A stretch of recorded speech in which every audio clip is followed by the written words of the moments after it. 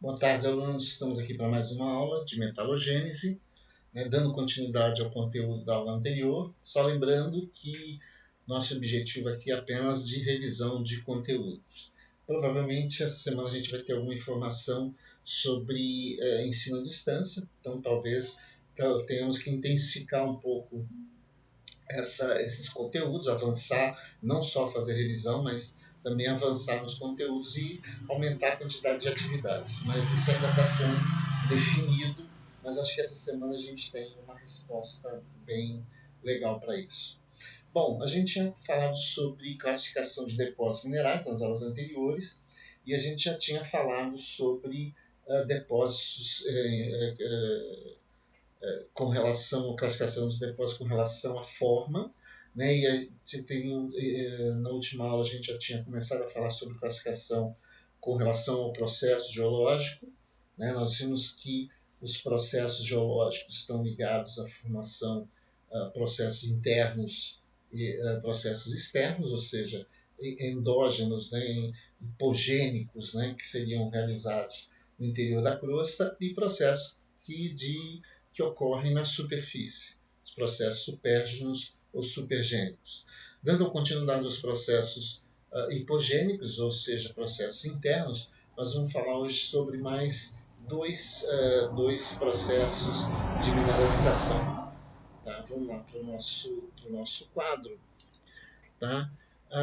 A gente já tinha falado na aula anterior sobre processos ligados a processos magmáticos, né? Nesses processos magmáticos, a gente tinha falado que todos os processos eles ocorrem dentro do Plutão, ou seja, dentro do Plutão, dentro da câmara magmática. Então a gente viu que tinham vários processos, por exemplo, de segregação magmática, ou seja, onde você teria a formação de concentrações minerais em alguns lugares da câmara magmática em função de densidade diferente ou de cristalização fracionada. Então a gente já tinha falado nesses processos. Hoje a gente vai falar sobre mais dois que ainda tem a ver com a formação de plútons.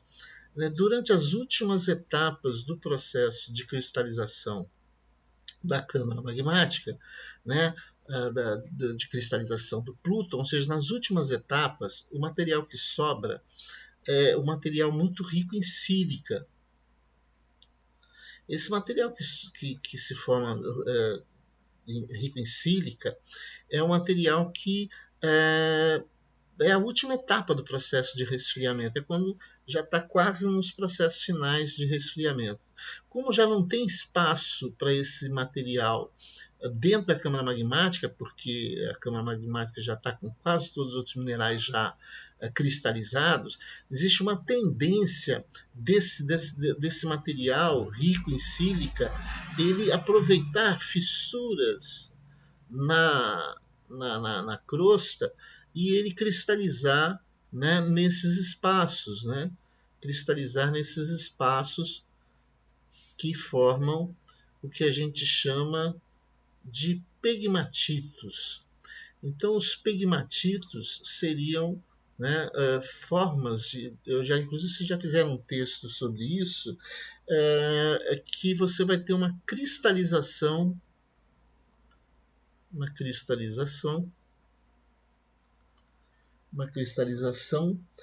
como grãos disseminados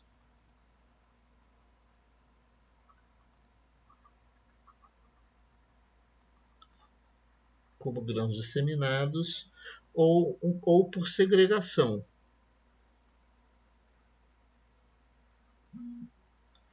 Uma característica muito interessante dos pegmatitos, né, é o tamanho dos cristais, né? O tamanho dos cristais são muito grande. Então, uma característica que chama a atenção, né, dos pegmatitos é a formação de megacristais. Então você tem dentro dessas formações, né, que formam nas últimas etapas do processo de cristalização, você vai ter esse líquido rico em sílica, e aí, em função do tempo para crescimento, uma característica é a formação de megacristais, cristais enormes, seja de quartzo, seja de micas, né, da biotita, moscovita, e também formam-se alguns depósitos, né, depósitos de material que tem valor econômico. Um dos mais conhecidos é os pegmatitos que ocorrem de lítio, né, pegmatitos de lítio de Mount Kings,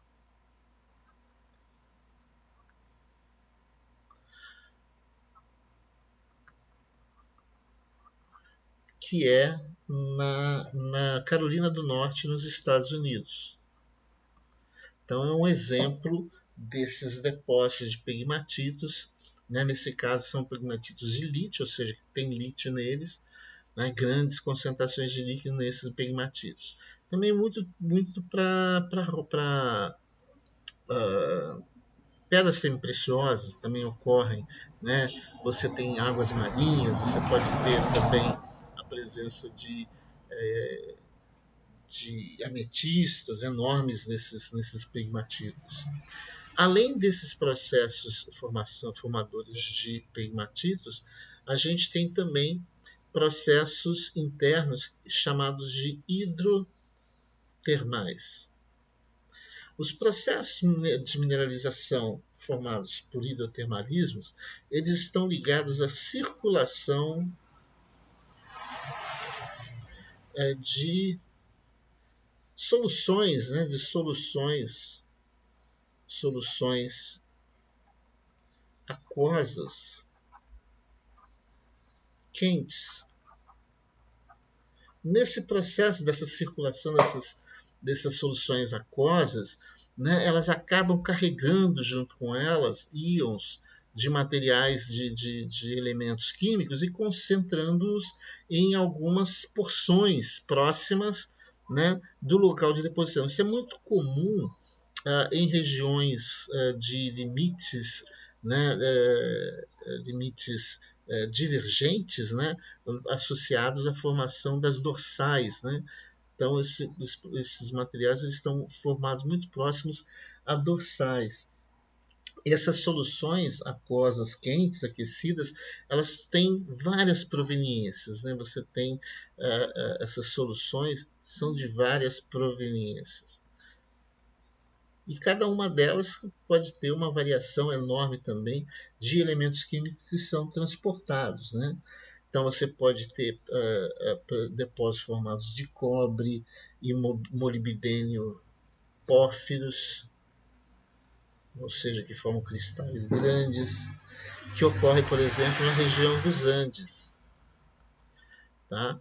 Então, a circulação hidrotermal está associada a esses processos de separação, né? Vamos colocar aqui de crosta oceânica, crosta, né, o fundo do mar, e você tem, né, material quente, né, proveniente aqui, e isso circula carregando consigo nessas soluções materiais na forma de fumarolas, né, eles podem estar soltando no fundo do mar esses materiais, formando depósitos nessas regiões.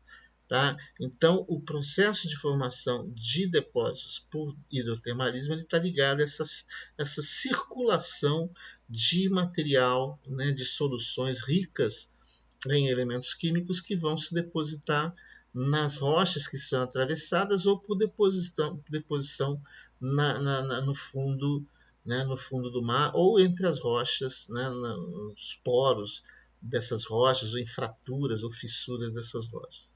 Então, o hidrotermalismo está associado a essa circulação de fluidos, né, de soluções aquosas aquecidas. Ok?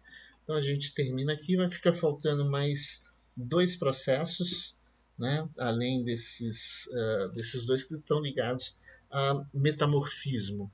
Então a gente vai continuar na próxima aula falando sobre esses outros dois processos. Tá? Então, na próxima aula a gente termina essa classificação e a gente já começa a falar sobre outra classificação de depósitos naturais. Então, até a próxima.